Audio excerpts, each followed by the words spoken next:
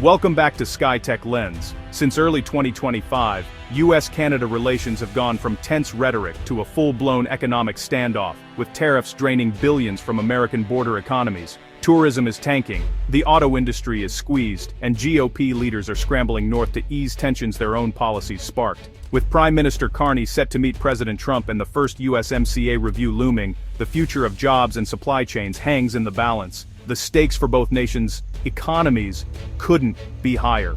We'll dive into the fallout, from empty border towns to frantic automaker boardrooms, and what the Carney-Trump showdown could mean for everyone. Let's get into it. What began as a whisper online became a nationwide Canadian boycott of US businesses in response to new tariffs. Canadians canceled shopping trips, vacations, and redirected spending at home, sending a clear message: their dollars can't be taken for granted. The impact was immediate. Border towns in the US saw parking lots empty, revenues plummet, and layoffs mount. States like New York and Michigan lost billions in tourism, devastating small businesses that rely on Canadian customers. The cross-border flow of commerce, a way of life for generations, ground to a halt. Canadians, feeling targeted, turned shop local into an economic weapon. The boycott's scale alarmed state politicians, who saw their economies wither and launched "We Love Canada" campaigns to lure visitors back. But gestures and discounts weren't enough. Canadians insisted the real issue was federal policy, not local hospitality. The boycott exposed just how much US border economies depend on Canadian consumers, and how quickly that lifeline can vanish. State leaders pressured Washington, desperate to stop the bleeding. The empty hotels and malls became symbols of the real-world cost of trade disputes, turning a political spat into a crisis for thousands of families and businesses. While Washington played hardball, state governments scrambled to salvage decades of goodwill and commerce. This wasn't just a fight in negotiating rooms. It was happening in parking lots, grocery aisles, and hotel lobbies, with every dollar spent, or withheld, casting a vote. The message was clear: until tariffs change, the pain will continue. The boycott's power forced American leaders to rethink their approach. The economic fallout was impossible to ignore. The border, once a bridge, had become a barrier. The North American auto industry relies on seamless cross-border supply chains. Parts can cross the US-Canada border up to 8 times before a car is finished. Tariffs have shattered this efficiency, adding costs at every crossing and squeezing razor-thin margins. Automakers now face a brutal choice: absorb losses or hike prices for consumers.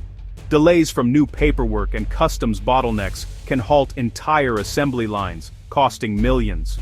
Companies like Magna International, with operations on both sides, are hit from all directions: higher raw material costs, pricier finished parts, and disrupted logistics. Thousands of jobs are at risk as the ripple effect spreads from big automakers to small suppliers. The timing couldn't be worse. North America is trying to compete in the electric vehicle revolution, which demands even tighter collaboration. Instead, tariffs are making EV production more expensive and less competitive, undermining efforts to challenge China's dominance in batteries and technology. Both governments talk about onshoring and reducing reliance on Asia, but their policies are dividing, not uniting the continent. Industry leaders warn this infighting is a gift to global rivals. While North America squabbles, others are racing ahead in the technologies that will define the future. A prolonged dispute could unravel decades of integration, costing jobs and raising prices. The dream of a North American EV powerhouse is slipping away. The auto sector's torque is threatened by tariff turmoil. The stakes: global competitiveness, jobs, and the future of mobility. The industry needs solutions, fast. The clock is ticking. As the economic pain deepened, Republican governors from states like Ohio and Michigan took matters into their own hands, heading to Canada to plead their case. Instead of lobbying Washington, they met Canadian leaders and business owners, desperate to repair the damage tariffs had caused back home. Their message: don't judge us by federal politics, we need your partnership. Ohio's Governor Vance, for example, stressed that tariffs on Canadian parts are really taxes on American workers, threatening the just-in-time system that keeps factories running. Border state leaders tried to revive tourism, promoting Canadian appreciation weekends and reassuring visitors they were still welcome. These trips were acts of economic self-preservation, not just goodwill. The results were mixed. Canadian officials appreciated the outreach, but most consumers saw it as empty until tariffs were lifted. The core grievance, federal policy, remained unaddressed. Governors walked a political tightrope, supporting local economies without directly criticizing the president.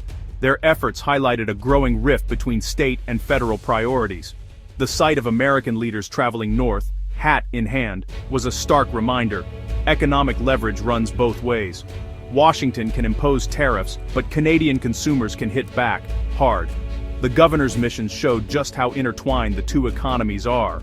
Local pain forced state leaders to act, even as national politics stayed stuck.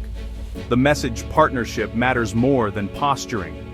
The stakes, jobs, prosperity, and the future of cross-border ties. All eyes are now on the October 7th meeting between Prime Minister Carney and President Trump, a showdown that could reshape North American trade. Carney arrives with evidence of mutual economic pain, arguing the tariffs are hurting both countries and demanding relief for the auto sector. Trump faces pressure from his base to stay tough, but also from governors warning the tariffs are backfiring on American workers. The USMCA's first review looms, making this meeting a real-time test of the deal's strength. The best-case scenario, a carve-out for autos, restoring the seamless flow of parts and jobs. Even a commitment to negotiate would cool tensions and stabilize border economies. But a stalemate would signal that disruption is the new normal, pushing automakers to reshore supply chains at great cost. The outcome will set the tone for years: cooperation or continued conflict. For the auto industry, the stakes are existential. Production, investment, and the ability to compete in the EV era all hang in the balance. This isn't just about tariffs, it's about the future of the entire North American economic relationship. The meeting is a pressure valve for decades of integration. Will leaders choose pragmatism or dig in? The answer will ripple through factories, showrooms, and communities continent-wide. The world is watching. The next move is critical. This trade war is unfolding as the world races for dominance in electric vehicles and advanced manufacturing. The core question: will the US and Canada be rivals at home, or partners against global competitors? For decades, North American integration created a manufacturing powerhouse, able to compete with Europe and China. Now, tariffs are turning partners into adversaries, just as China tightens its grip on the EV supply chain. North America has the resources, talent, and market to build a world-class EV ecosystem, if it works together. Instead, tariffs make cross-border investment risky and slow the transition to green tech. Every dollar spent on tariffs is a dollar not spent on innovation. The longer the dispute drags on, the further North America falls behind. Two paths lie ahead: continued division, with fragmented supply chains and higher costs, or renewed partnership, with joint investment and seamless trade. The choice will determine whether North America leads or lags in the next industrial revolution. The stakes: jobs, security, and global influence. The world isn't waiting. Will the continent unite, or let internal friction hand victory to rivals abroad? The answer will shape the future for generations. The time to choose is now. The future of North American industry comes down to a choice: torque or turmoil. Tariffs are grinding the economic engine, raising costs, and threatening jobs. The turmoil path means lost competitiveness and ceding leadership in the industries of tomorrow. The alternative: restore torque, with targeted relief for the auto sector, reviving the just-in-time supply chains that power the continent. Cooperation would unlock North America's potential, allowing it to face global challenges together. The Carney-Trump meeting is the moment of decision. Will leaders choose conflict or collaboration? A breakthrough would show pragmatic leadership, protecting jobs and prosperity. The verdict isn't written yet.